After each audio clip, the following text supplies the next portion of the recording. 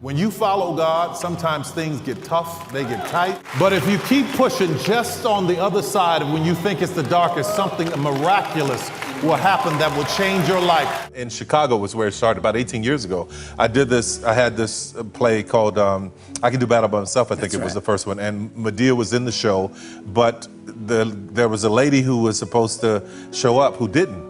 So I had a small role, but it became much bigger because that person didn't show up. I had her lines in mind. And then at the end of the night, I was apologizing to the audience because I'm like, I was advertising that this person would be there. She had a hit record on the radio and she didn't show up. And the audience is chanting, "We don't care, we don't care." So that's how it all started. Welcome back to An African Perspective.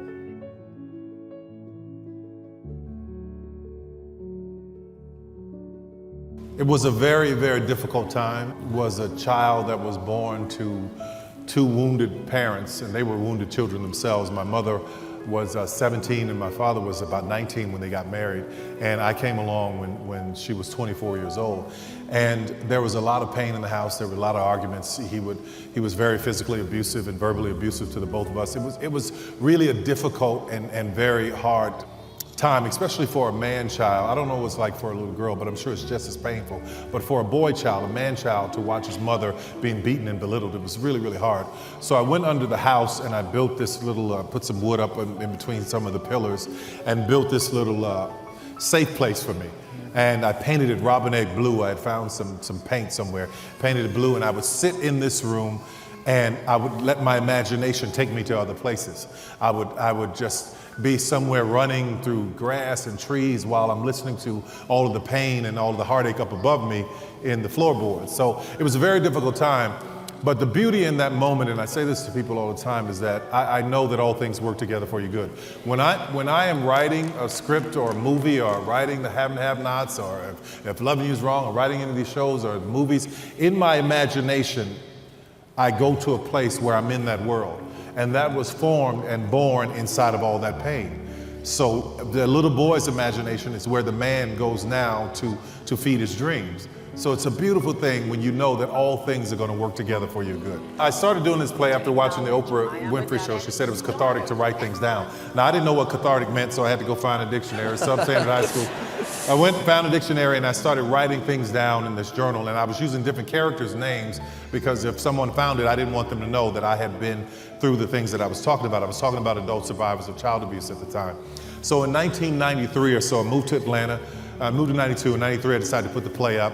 Worked, saved money. My tax returns from H&R Block, did everything I could to put this show up. And I spent all my money. There was a 200-seat theater. I thought we would do all of these different shows over the weekend and 1,200 people would show up, and only 30 did. So I lost everything I had. My car payment, everything was tied up in it. And it was a very, very difficult time because I know I felt led to do this show about adult survivors of child abuse who had forgiven their abusers. Out of the 30 people, and I knew every one of them in the room, there was somebody said, "This really touched me and I want to invest."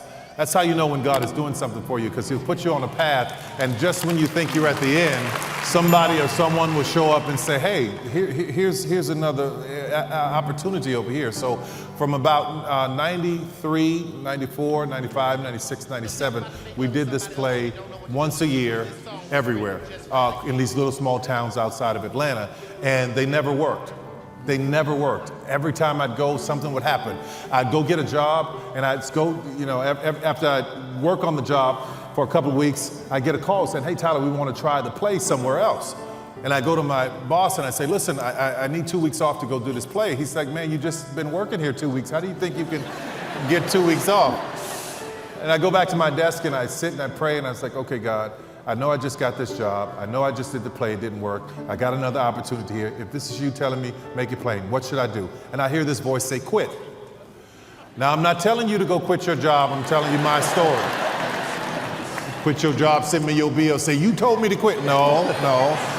That's not what I'm saying. So there I was, stepping out on faith, leaving a job that I knew that this money was going to come in from week to week to go out and do this play because I heard the voice of God. So I remember every time I'd go out to do the show, it wouldn't work. It wasn't successful. And I'm like, "God, I know you told me to do this." And when I'd pray, I'd hear nothing. That same voice that said, "Quit," I heard nothing, which was a very difficult time for me. very difficult. And I remember the time that you're talking about, it was in Spartanburg, South Carolina. I had gotten another job, because I had more jobs. Man, I had about 20 jobs during this time. I'd gotten another job, asked the boss, he said no. I heard the voice, quit. I go out, do the show, and I'm driving there, and there's a hurricane headed toward Spartanburg. Hurricane. I'm like, God, I know you control the wind and the waves, but you told me to quit, and now nobody's going to show up. So I lost everything. Homeless, sleeping in my car. In Chicago was where it started about 18 years ago. I had this play called I Can Do Battle by Myself, I think it was the first one. And Madea was in the show, but there was a lady who was supposed to show up who didn't.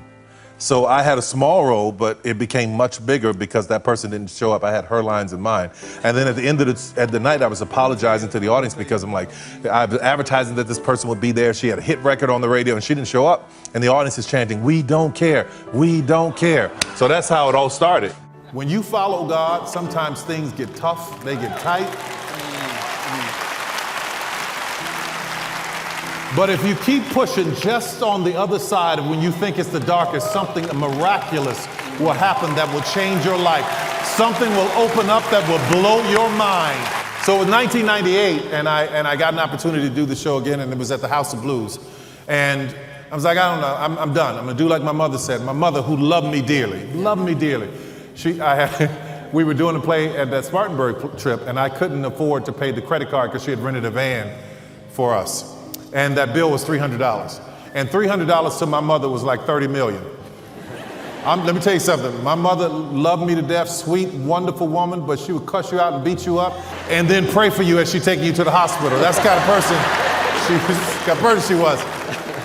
So we were sitting in the house and she was saying, "Listen, I'm tired of this. I'm tired of you doing these plays. Just stop it. Just stop it. I'm tired of you crying about it." And the woman loved me more than anything. She said, "You know what? Just give it up. Just go get your job working at the phone company. You're never going to make it with these plays. Just go get a job at the phone company." I was sitting there in tears when she was saying it to me. She turned around and she saw me because I was sitting behind her on the sofa, and the blood drained from her face. And she said, "Baby, I'm so sorry. I'm so sorry. I didn't know how important this was for you." But what I want you to understand is that I don't care how many people love you and encourage you, or the ones that try to tear you down or destroy you. When God has a dream for you, it is your dream. Your dream. Your dream. And there are people who love you who will think that they're saying the right things to you to try to protect you, or there are people that have been in your lives and watched you grow up, and they don't know what God has put down inside of you because they think they're too familiar with you. But what you have to understand is when God has something for you, you have to go for it fully. So that's what I did. I did the show. I get this opportunity to do the show in 1998. It's at the House of Blues. And I walk in and I'm mad.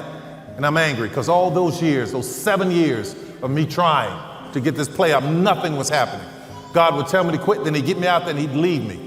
You leave me out here by myself. God, where are you? You wouldn't even talk to me during these dark times. So I was mad. I was done. I had went to get my application at South Central Bell, like my mother said, and go to work at the phone company. I wanted some benefits to get my teeth fixed. So there I am. 1998, get this opportunity at the House of Blues, and I walk in and they're all they call it folk art all over the walls. I'm from New Orleans. I said, "That's voodoo and I'm not performing here. Get it off the walls."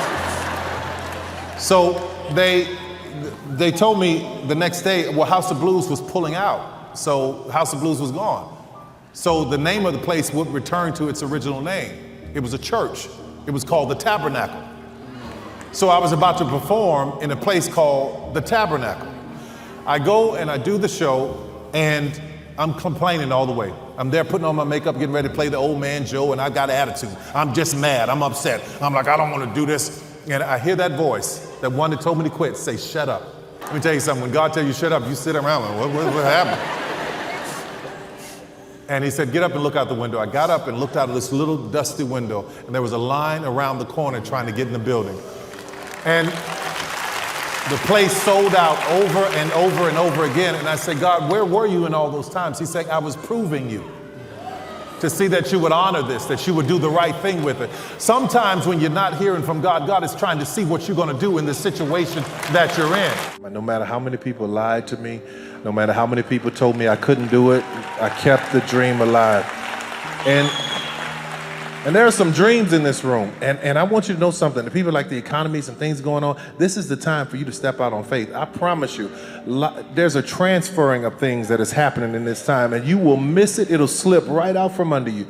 All of the dreamers in this room, you've got a dream that you have let go, you have let die. You need to go back, dust it off, and wake it up. You're never too old. It can come to pass. I promise you. You're looking at a man who is full of miracles here. I've seen nothing but miracles in my life. And let me tell you this. God will do something for you. Everybody that you go to ask for help. So if I can get to this person, they'll help me. If I get to this person, they'll help me. You think that person is the one that's going to help you. God will close all of those doors. Everybody I asked for help, who could have helped me, didn't. And I was confused. I was angry. I said, God, well, why is everybody, they got this and they got this and they can't help me? God said, I'm going to do this for you in a way that you know it was me. So if doors are closing, don't worry about it. If they ain't working out, don't worry about it. It's God sending you in the direction that you are supposed to go in. And he put me in a place where I can not only write shows and movies and do all that stuff, but I can also hire hundreds and thousands of people. So that is a blessing. It truly is. I live in positivity. I live in it. I love it. I have it all around me. So as a man thinketh, so is he. And if you plant it all around you, it's got to come back to you. That is a universal law. It is in the Bible. I promise you, if you plant good things, people say, how'd you get so blessed? How'd you have so much favor? I give favor. I plant favor. I'll walk up to people and just do nice things for them randomly, and do things that people don't even know that I'm doing, because I want God to continue to do that for me. And I promise you, what I found is that if you are struggling and you want to be blessed, help somebody else who's struggling, because there's always somebody who's doing a little worse than you are. What broke in the moment, if you wonder what happened, like from the time when I started doing these shows to the time when they started to take off, what broke in the moment? Well, here I was with this script about adult survivors of child abuse whose parents had abused them. And the characters in the show that I had written from my own mind had forgiven their abusers, but I hadn't forgiven my father. So one day we were on the phone before the show sold out, before everything changed. We were on the phone, and I got a chance to just say everything that was on my mind, because I wasn't the little boy anymore. I was a 6'6" man, and I wasn't afraid. And I started saying everything that I needed to say to him. And the things that came out of my mouth blew my mind. But at the end of it, what I heard was, I forgive you. I said, I forgive you to him. And something shifted in me. Something shifted. Let me tell you something. Forgiveness is so incredibly powerful. Forgiveness is not for the other person, it is for you. There are people living their lives who've done you wrong. They are happy walking down the street, not even thinking about you, but there you are holding on to unforgiveness. When I forgave this man, I found myself I was lost for a second, because my entire fuel was based on the negativity of not forgiving him.